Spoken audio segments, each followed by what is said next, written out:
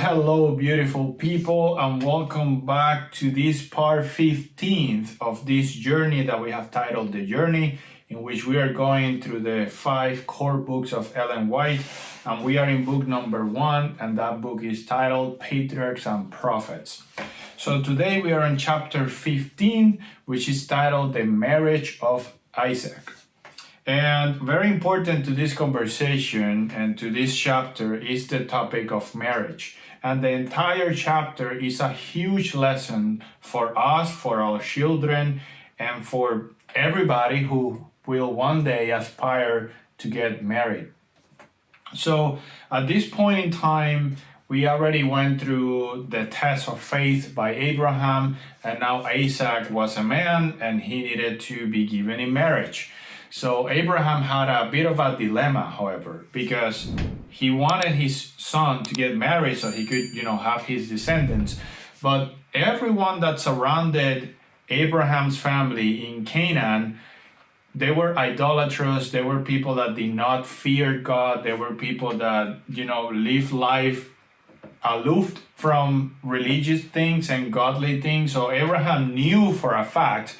Remember, he had seen the consequences of Lot having married a woman that had these bad traditions and what happened to him, having witnessed himself what happened to his son Ishmael because of him having had consensual but illicit relations with his own servants. So now he wanted Isaac to be in a good position for life. And in order for that to happen, he needed to have a wife that was as pure and as fearing of God as him. Otherwise, Abraham knew that the consequences for his future generations would be disastrous. Again, he had witnessed that with his own son Ishmael. So he did not want to get a woman from the nearby area, so he tells his servants, go find Isaac a wife, and instead of we going there and getting married there, you will bring his wife here.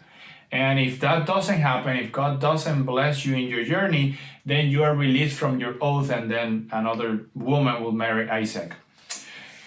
Note something very important here. Abraham didn't say, take Isaac, let him get married there and maybe make a family there. He said, no, go pick a woman and bring her back. And this takes us back all the way to when God called Abraham out of his land, out of the Mesopotamia area.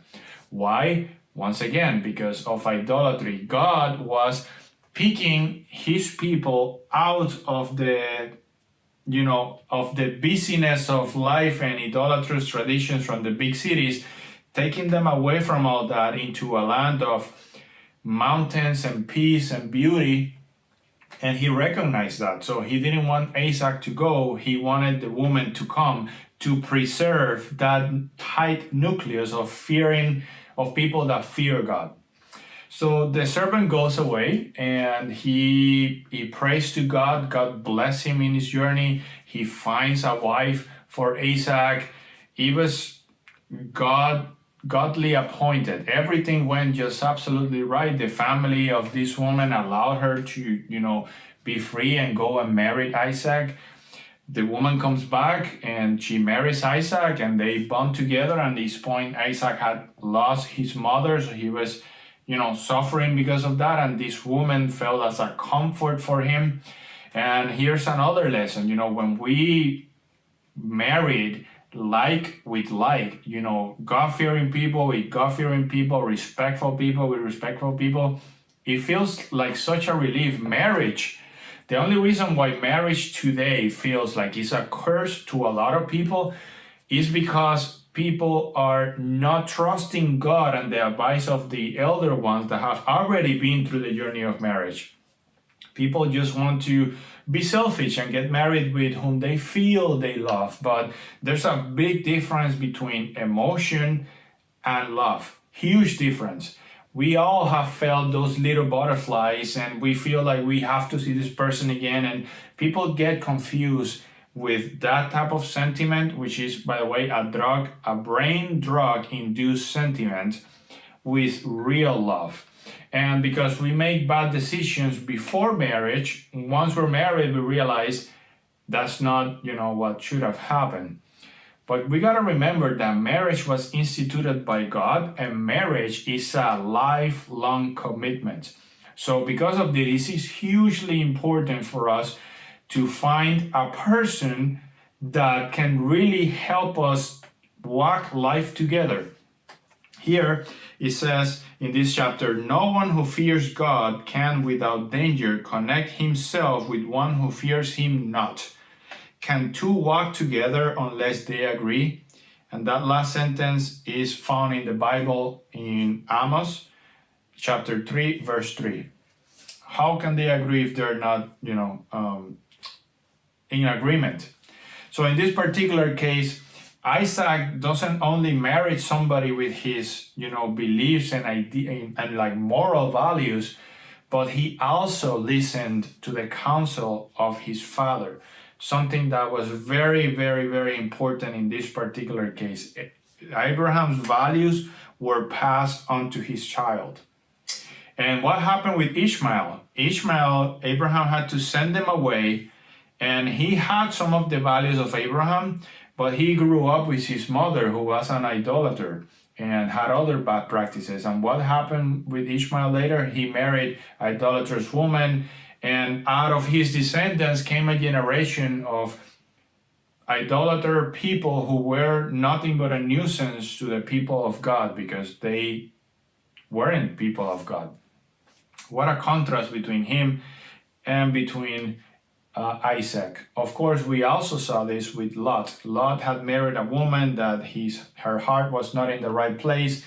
Because of that, she died during the destruction of Sodom and Gomorrah. His children died, most of them. Only his two daughters survived. And his two daughters, having had the influence of the city and the wife, also had a generation of corrupt people. So it is important, if we want to have a happy life, to find a wife or a husband that shares our beliefs, especially when it comes to God. And of course, when two people join together with similar religious background, which is 100% God recommended, the children will grow up in a stable home and keep those values, those morals deep inside. In the case of Ishmael, even though his generation was beyond saving, the teachings that Abraham taught Ishmael stayed there.